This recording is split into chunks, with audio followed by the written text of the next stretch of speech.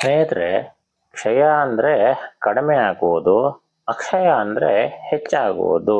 ಸಮೃದ್ಧಿ, ಅದೃಷ್ಟ ಹಾಗೂ ಹೊಸ ಆರಂಭಗಳ ಸಂಕೇತವಾಗಿ ಆಚರಣೆ ಮಾಡಲಾಗುವ ಒಂದು ವಿಶೇಷ ದಿನವೇ ಈ ಅಕ್ಷಯ ತೃತೀಯ. ಇದು ಪ್ರತಿ ವರ್ಷ ವೈಶಾಖ ಮಾಸದ ಶುಕ್ಲ ಪಕ್ಷದ 3ನೇ ದಿನದಂದೇ ಅಕ್ಷಯ ತೃತೀಯವನ್ನ ಆಚರಿಸಲಾಗ್ತದೆ. ಅಕ್ಷಯ ಎಂದರೆ ಎಂದೂ ನಶಿಸಲಾಗದ, ನಿರಂತರವಾಗಿ ಬೆಳೆಯುವಂತಹ ಅಥವಾ ಶಾಶ್ವತವಾದದ್ದು ಅಂತ ಅರ್ಥ.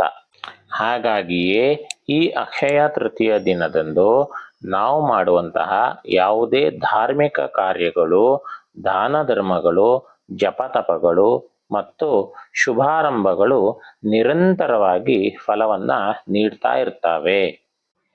ಅಕ್ಷಯ ತೃತೀಯ ಎಂದರೆ ನಮ್ಮ ಮನಸ್ಸಿಗೆ ಮೊದಲು ಬರುವ ವಿಷಯ ಎಂದರೆ ಚಿನ್ನ. ಈ ದಿನ ಸಾಲವನ್ನಾದರೂ ಮಾಡಿ ಅನೇಕರು ಚಿನ್ನವನ್ನು ಖರೀದಿ ಮಾಡ್ತಾರೆ.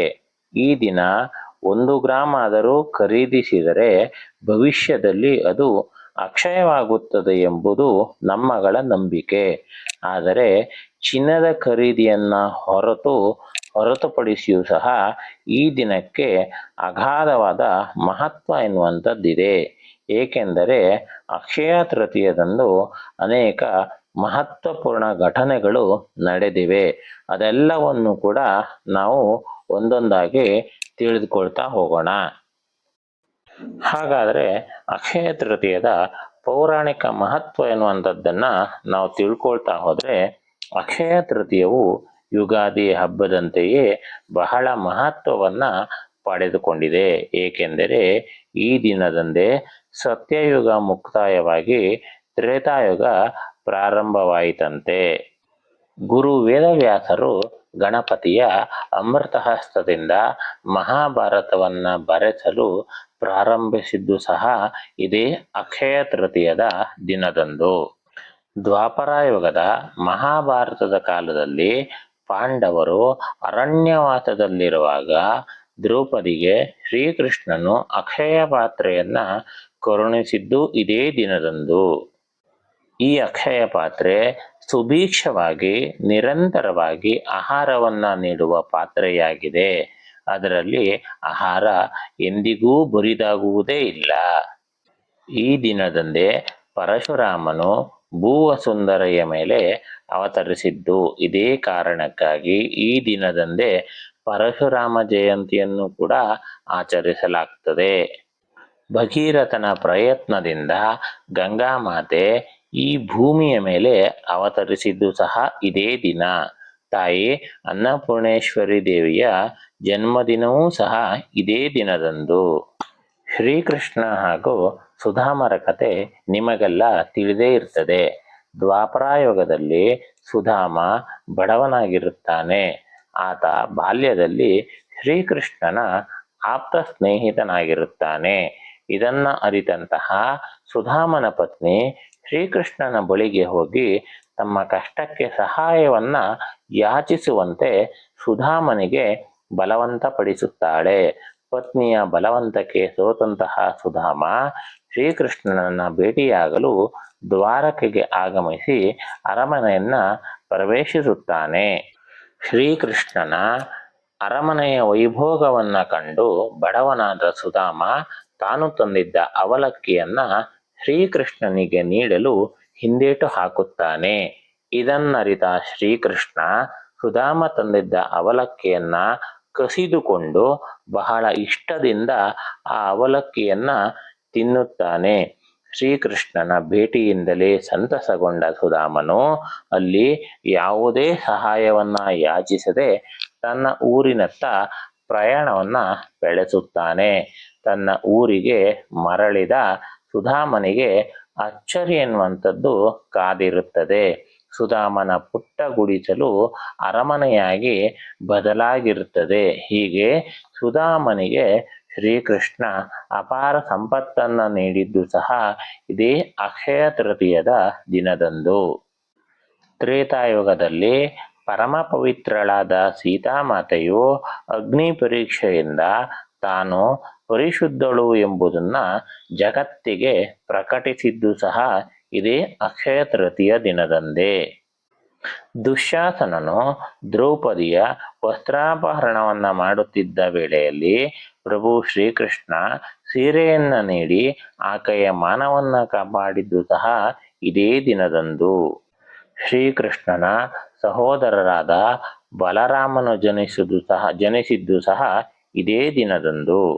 12ನೇ ಶತಮಾನದ ಮಹಾಪುರುಷರಾದ ಜಗಜ್ಯೋತಿ ಬಸವೇಶ್ವರರು ಜನಿಸಿದ್ದು ಸಹ ಇದೇ ದಿನದಂದು. ಜಗದ್ಗುರುಗಳಾದ ಆದಿಗುರು ಶಂಕರಾಚಾರ್ಯರು ಕನಕದಾರ ಸ್ತೋತ್ರವನ್ನ ರಚನೆ ಮಾಡಿ ಬಂಗಾರದ ಮಳೆಯನ್ನ ಸುರಿಸಿದ್ದು ಸಹ ಇದೇ ದಿನದಂದು ಎಂಬ ನಂಬಿಕೆ ಎನ್ನುವಂಥದ್ದಿದೆ. ಇದೇ ದಿನ ಬದ್ರಿನಾಥದ ಬಾಗಿಲನ್ನ ದರ್ಶನಾಕಾಂಕ್ಷಿಗಳಿಗೆ ತೆರೆಯಲಾಗ್ತದೆ. ಇಷ್ಟೆಲ್ಲ ಮಹತ್ವ ಪಡೆದ ಕಾರಣದಿಂದ ಅಕ್ಷಯ ತೃತೀಯ ಅತ್ಯಂತ ಪವಿತ್ರ ದಿನವೆಂದು ಎನಿಸಿಕೊಳ್ಳುತ್ತದೆ.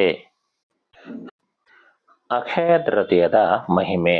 ಹಿಂದೂಗಳಿಗೆ ಅತ್ಯಂತ ಪವಿತ್ರವಾದ 4 ಶುಭ ಮುಹೂರ್ತಗಳಲ್ಲಿ ಯುಗಾದಿ, ಅಕ್ಷಯ ತೃತೀಯ, ವಿಜಯದಶಮಿ ಹಾಗೂ ಬಲಿಪಾಡ್ಯಮಿಗಳು ಸೇರಿಕೊಂಡಿವೆ. ಅಂದರೆ ಅಕ್ಷಯ ತೃತೀಯದ ಸಂಪೂರ್ಣ ದಿನ ಪ್ರತಿಯೊಂದು ಗಳಿಗೆಯಲ್ಲಿಯೂ ಸಹ ಶುಭ ಮುಹೂರ್ತವೇ ಇರುತ್ತದೆ.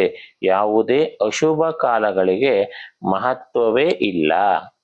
ಅಂದರೆ ಈ ದಿನ ಶುಭ ಕಾರ್ಯಗಳನ್ನ ಮಾಡಲು ಪಂಚಾಂಗವನ್ನು ನೋಡುವ ಅವಶ್ಯಕತೆಯೇ ಇರುವುದಿಲ್ಲ. ಈ ದಿನ ನಾವು ಯಾವುದೇ ಒಳ್ಳೆ ಕಾರ್ಯವನ್ನ ಮಾಡಿದರೂ ಸಹ ಯಶಸ್ಸು ಶತಸಿದ್ಧ. ಹಾಗಾದರೆ ಈ ಅಕ್ಷಯ ತೃತೀಯದಂದು ಏನು ಮಾಡಬೇಕು ಅಂತ ಕೇಳಿದರೆ, ಅಕ್ಷರಾಭ್ಯಾಸ, ನಾಮಕರಣ, ಉಪನಯನ, ವಿವಾಹ, ಗೃಹ ಪ್ರವೇಶಗಳಂತಹ ಶುಭ ಕಾರ್ಯಗಳನ್ನು ನಡೆಸಲು ಮತ್ತು ಹೊಸ ಉದ್ಯಮಗಳನ್ನು ಪ್ರಾರಂಭಿಸಲು ಅತಿ ಉತ್ತಮವಾದ ದಿನವಾಗಿದೆ. ಈ ದಿನ ಸೂರ್ಯ ಮತ್ತು ಚಂದ್ರ ತಮ್ಮ ಗರಿಷ್ಠ ಮಟ್ಟದ ಕಾಂತಿಯನ್ನ ಹೊಂದಿರುವುದರಿಂದ ಯಾವುದೇ ಶುಭ ಕಾರ್ಯಕ್ಕೂ ಬಹಳ ಮಂಗಳಕರವಾಗಿರುತ್ತದೆ. ಈ ದಿನದಂದು ವಿವಾಹವಾಗುವ ದಂಪತಿಗಳ ದಾಂಪತ್ಯ ಹೆಚ್ಚು ಬಲವಾಗಿರುತ್ತದೆ ಮತ್ತು ಅನ್ಯೋನ್ಯವಾಗಿರುತ್ತದೆ. ಹೀಗಾಗಿಯೇ ಈ ದಿನದಂದು ಹೆಚ್ಚು ವಿವಾಹಗಳು ನಡೆಯುತ್ತವೆ. ಈ ದಿನ ದಾನ ಧರ್ಮಗಳನ್ನ ಮಾಡುವುದು ಬಹಳ ಶ್ರೇಷ್ಠ. ಈ ದಿನ ದಾನವನ್ನ ಮಾಡಿದರೆ ಪ್ರತಿಫಲಾಪೇಕ್ಷಿಗಳಾಗಿ ನಾವು ಏನನ್ನ ಬಯಸಿದ್ದರೂ ಸಹ ನಾವು ನೀಡಿದ 3ರಷ್ಟನ್ನು ನಮಗೆ ಭಗವಂತ ನೀಡುತ್ತಾನೆ. ಪ್ರಾಣಿಗಳಿಗೆ ಆಹಾರವನ್ನು ನೀಡುವುದು ಸಹ ತುಂಬಾ ಒಳ್ಳೆಯದು. ಈ ದಿನ ಮಹಾಲಕ್ಷ್ಮಿಯನ್ನ ಪೂಜಿಸುವುದರಿಂದ ಸಕಲ ಸಂಪತ್ತು, ಸಂತೋಷ, ಸಮೃದ್ಧಿ ಎನ್ನುವಂಥದ್ದು ನಮ್ಮದಾಗ್ತದೆ. ಈ ದಿನ ಅನ್ನಪೂರ್ಣೇಶ್ವರಿ ದೇವಿಯ ಜನ್ಮದಿನ ಆಗಿರುವುದರಿಂದ ಅನ್ನಪೂರ್ಣೇಶ್ವರಿ ದೇವಿಗೆ ವಿಶೇಷ ಪೂಜೆಯನ್ನ ನಡೆಸಲಾಗ್ತದೆ. ಅವರವರ ಮನೆಯ ಅಡುಗೆ ಮನೆಯಲ್ಲಿ ಎಂದಿಗೂ ಬರಿದಾಗದ ಅಕ್ಷಯ ಪಾತ್ರೆಯನ್ನ ನೀಡು ಅಂತೇಳಿ ಬೇಡಿಕೊಳ್ತಾರೆ. ಹಾಗೆ ಈ ದಿನದಂದು ಹೋಮ ಹವನವನ್ನು ನೆರವೇರಿಸಿದರೆ ಅಶ್ವಮೇಧ ಯಾಗವನ್ನ ಮಾಡಿದ್ದರ ಫಲ ಎನ್ನುವಂಥದ್ದು ಪ್ರಾಪ್ತಿಯಾಗ್ತದೆ. ಈ ದಿನ ನಮ್ಮ ಮನಸ್ಸಿಗೆ ನೆಮ್ಮದಿ ನೀಡುವ ಮಂತ್ರಗಳನ್ನು, ಶ್ಲೋಕಗಳನ್ನು ಪಾರಾಯಣ ಎನ್ನುವಂಥದ್ದನ್ನ ಮಾಡಬಹುದು. ಅದರಲ್ಲಿಯೂ ಲಕ್ಷ್ಮಿ ಮತ್ತು ಮಹಾವಿಷ್ಣುವಿಗೆ ಸಂಬಂಧಿಸಿದ ಮಂತ್ರಗಳನ್ನ ಪಠನ ಮಾಡುವುದು ತುಂಬಾ ಒಳ್ಳೆಯದು. ಸಾಮಾನ್ಯವಾಗಿ ವಿಷ್ಣು ಸಹಸ್ರನಾಮ, ಲಕ್ಷ್ಮೀ ಸಹಸ್ರನಾಮ ಅಥವಾ ಅಷ್ಟೋತ್ತರಗಳನ್ನ ಪಠಿಸುತ್ತಾರೆ. ಅನೇಕರು ಈ ದಿನದಂದು ಪುಣ್ಯಕ್ಷೇತ್ರಗಳಿಗೆ ಭೇಟಿ ನೀಡಿ ದೇವರ ದರ್ಶನವನ್ನು ಕೂಡ ಪಡೆಯುತ್ತಾರೆ.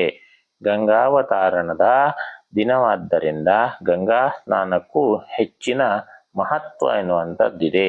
ಈ ದಿನ ಗಂಗಾ ನದಿಯಲ್ಲಿ ಸ್ನಾನವನ್ನು ಕೈಗೊಂಡರೆ ಸಕಲ ದೋಷಗಳು ಪರಿಹಾರ ಆಗುತ್ತವೆಯಂತೆ.